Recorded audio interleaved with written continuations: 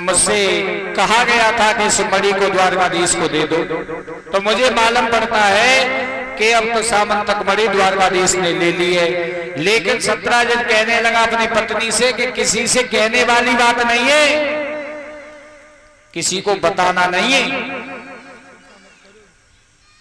सत्राजित की पत्नी कहने लगी कि नहीं बताऊंगी महाराज।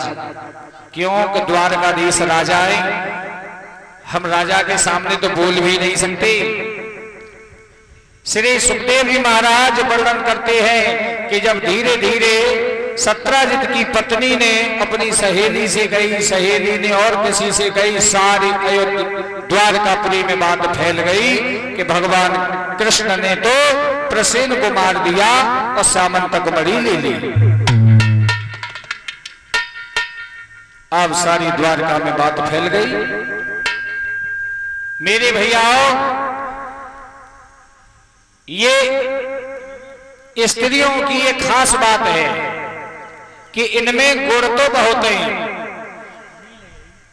गुण तो बहुत हैं, लेकिन केवल एक जगह से कच्ची हैं जी।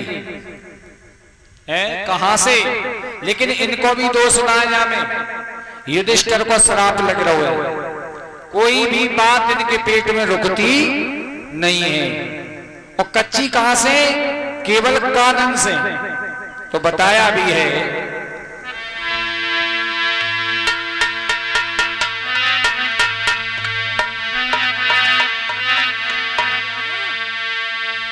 बढ़ाए तो बेटा लला आज और बढ़ाए बस। तो बताया भी है भैया कि नारी नारी सब कहें और नारी अंदर की खान, नारी से ही नर भव सुध्रव प्रहलाद समान। आज ये नारी नहीं होती तो आज ये जनसंख्या सृष्टि की रचना भी नहीं होती है। तो केवल भैया इनमें गुण तो हजारों हैं, लेकिन कच्ची एक ही जगह से है। ध्यान से सुनिएगा। अरे नारी में हजार गुण,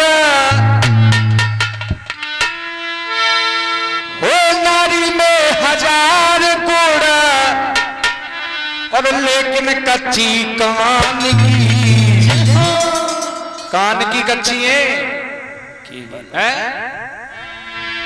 कि नारी में हजार गुण, लेकिन कच्ची कान की,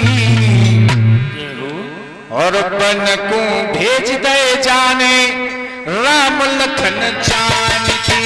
और बन को भेज दे जाने राम लखन जान की, बन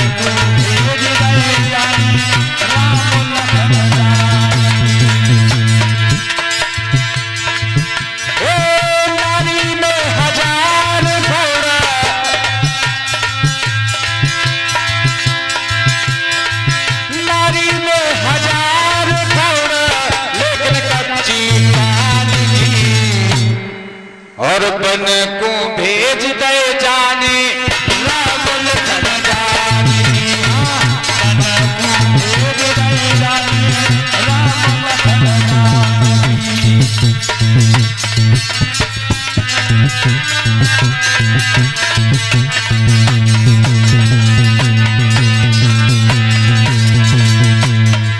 बताया भैया आगे ध्यान से सुनिएगा। एक बात और बता रहा हूं कि जो समय निकल जाता है वो लौट के नहीं आता है। किसी ने कहा है कि टाइम वंस नॉट क्यों नहीं गए, यानी जो समय निकल जाता है। और आप आगे भी भागवत करवाएंगे, मुझसे बड़ा ऊंचा कोई विद्वान व्यास भी आ सकता है। आप टेंट भी ज्यादा लगवा सकते हैं, साउंड भी लगवा सकते हैं, लेकिन भैया ये जो समय चल रहा है इसे दोबारा तुम नहीं ला सकते। ये जो समय चल रहा है, व्यास कोई भी आ जाए, कितना बड़ा पांडाल लग जाए, लेकिन ये जो समय चल रहा है ये दोबारा लौट के जीवन में कभी नहीं आएगा। है? बताया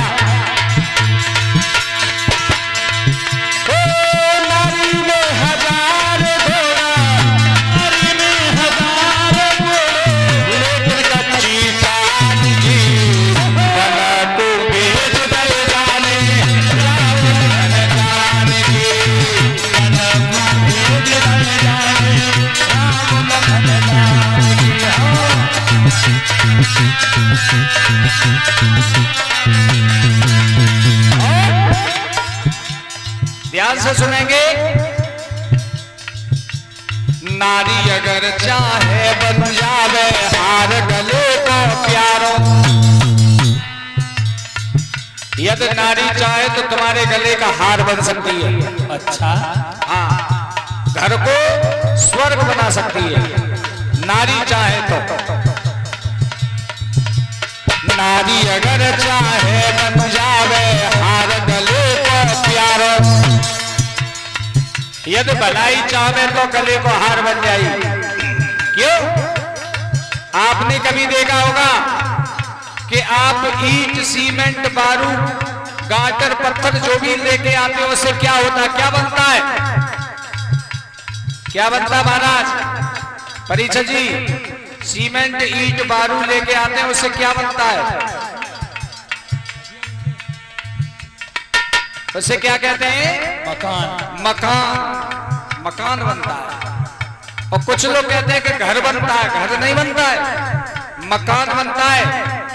घर तो जब बनता है कि जब उसमें कोई सुपात्र नारी आ जाती है तब उसे घर बनाती है?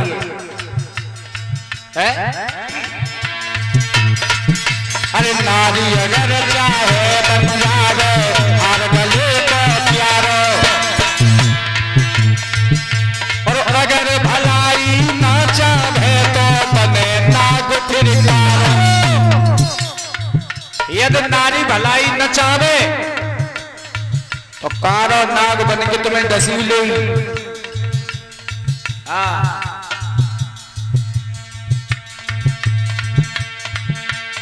नारी अगर चाहे बन जावे हार गले को प्यारो। और अगर भलाई ना चाहे तो बने नाग फिरकारो।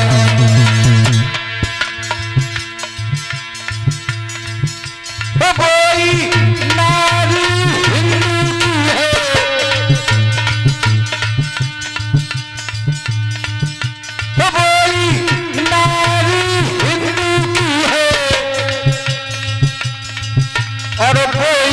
मुसलमान की और बन को बेच दे जाने राम लखन जान की। बन को बेच दे जाने राम लखन जान की। बन को बेच दे जाने राम लखन जान की। बन को बेच दे जाने राम लखन जान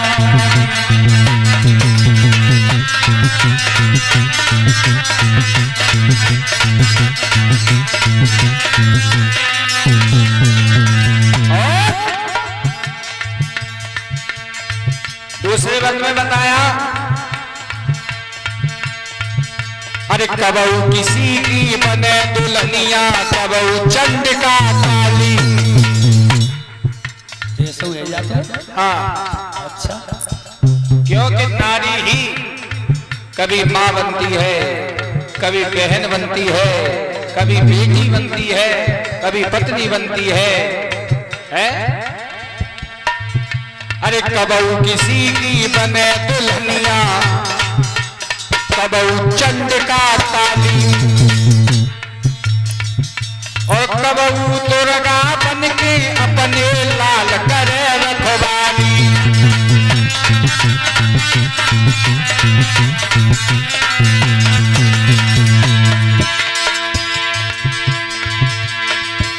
हो गई मैया है राम जी की। हो गई मैया है राम जी की। और कोई हनुमान जी। और बन को बेच दे जाने राम लखन जान की। बन को बेच दे जाने राम लखन जान की। बन को बेच दे जाने राम लखन जान की।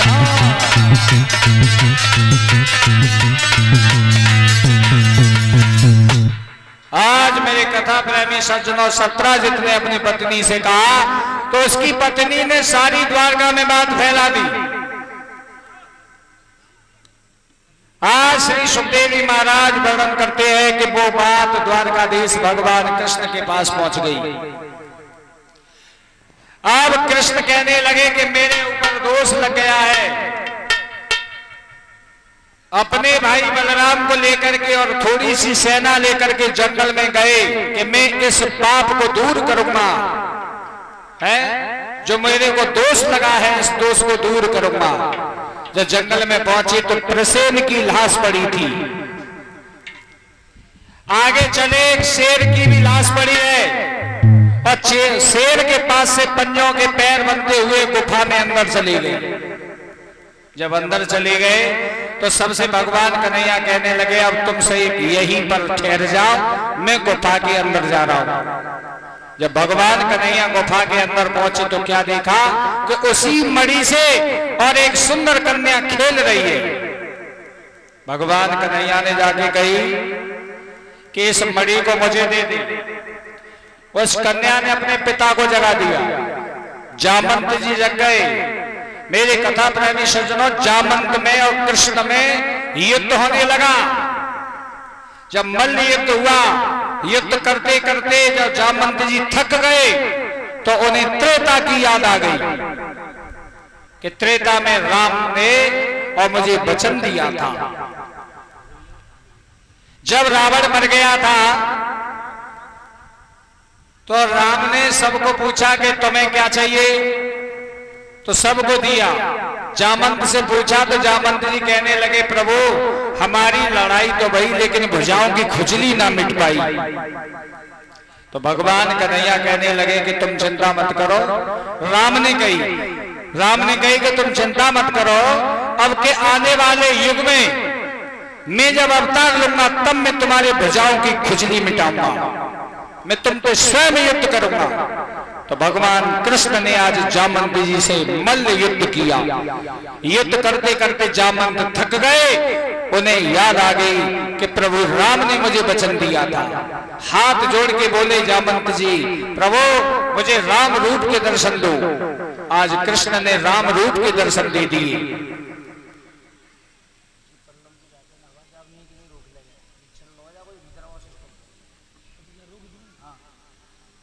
मेरे कथा प्रेमी सज्जनों,